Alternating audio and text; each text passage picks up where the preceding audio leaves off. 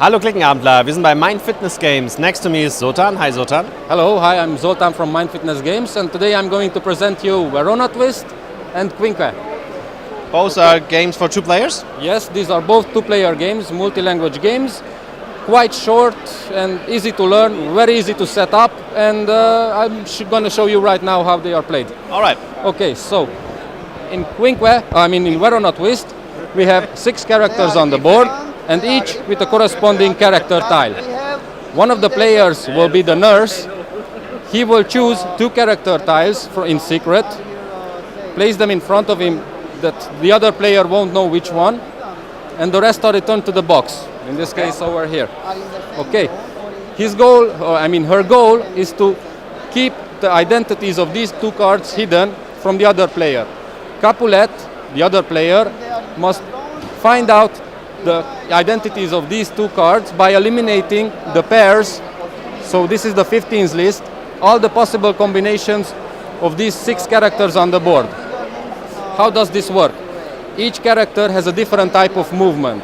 So for example, this one moves in any direction, any number of free spaces. This one as well, but only one space. This one moves orthogonally, but only one space. Orthogonally, but as many spaces as it can. Diagonally, and this one jumps behind a character in its path.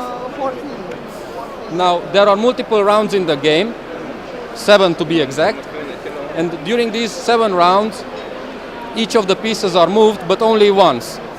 As you can see, each piece has a symbol on it which describes its movement, and when you move it, you flip it onto the other side. This to remember that it has already moved during the round.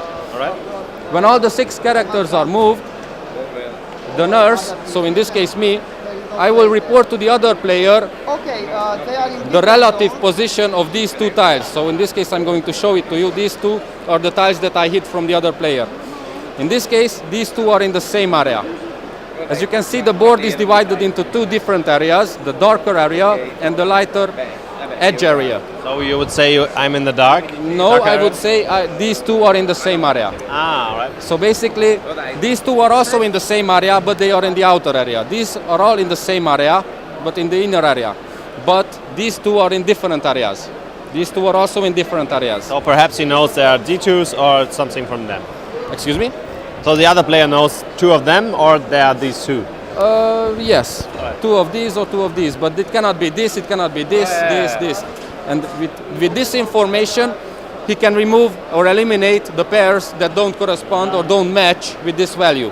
So for example, this one is in the same area, or this one is mine, but these 2 are in different areas, so I have to remove this tile from the 15th list. Basically, this is how Capulet reduces the amount of the pairs that he has to eliminate. Now, during the first few rounds, he can eliminate a lot of these pairs. However, when there are only 3 or 4 remaining, this is where the game really shows its characters. This is where the battle begins. Because you have to realize that Capulet always makes the first move. Because I am the nurse, Capulet makes the first move. That means that with only 6 characters on the board, I will be always the player that finishes the last move. This gives me a favored position because I can decide how I would like to end, or how I can decide the value of at least 2 pairs on the board. In order for Capulet to get the favored position, he must try to block me. So this is a blockage game. By blocking or quasi-blocking, I mean, for example, this piece which moves diagonally, if I move it in front of it, if I move another move, it cannot move. So I will not be able to finish my last move. I cannot make the last move. Quasi-blocking means, for example, this tile here, if I move in front of it, he can move, but he cannot choose areas. So he must stay in the outer area.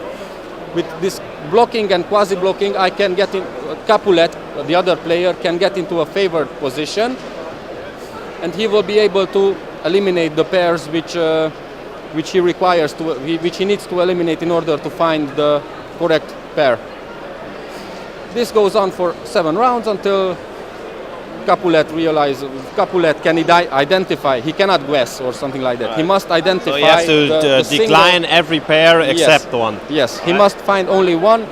If he reduces the amount to only one, he wins the game. Otherwise, the nurse wins the game because he was able to successfully hide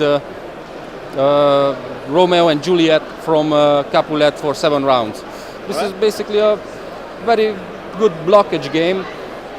What should I say? How much does it cost? Here in Essen it costs only 16 euros, but it has a retail price of 19 euros. It's language independent, it's for 2 players, and how long does the game take? 10 minutes? 15 minutes? Yes, it's a very short game, very easy to set up. It can be played in 2 minutes. You can already play it after opening the box, and it's good fun. You have to solve the game, but afterwards it's very good. And the rules included are in English? Yes, the rules are included. They are in English, in German, in French, in Romanian and Hungarian. All right, great. Okay. Thanks for the explanation.